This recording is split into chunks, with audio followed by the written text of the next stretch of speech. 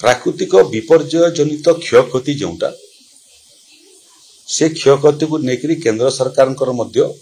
निर्देशावली अच्छी गुड़िए प्राकृतिक विपर्यय को केंद्र सरकार जातीय विपर्यय भाव में घोषणा करि बन्या बात्या एटा सब सेंटर लिस्ट आसुची राज्यर जदि देखिबे आपण सेतिरे आमे एबे राज्यर लिस्ट को संशोधन करिकरी अदिनिया वर्षारे फसल नष्टटा को मध्य आमे डिजास्टर रे अंतर्भुक्त कलु बुड़ीकरी मरिबा साप कामुड़ारे मरिबा बरिबा वज्रपात रे मरिबा एटा सब सेंट्रल लिस्ट तेणु क्षतिपूरण राशि जोटा थिला सेटा सारा भारत वर्ष रे समस्त प्रदेश में प्रযোज्य सेतिरे कम बेसी करिवार अधिकार राज्य मानकर नथिला आमे किंतु केंद्र सरकार को लिखिथिलु परामर्श देथिलु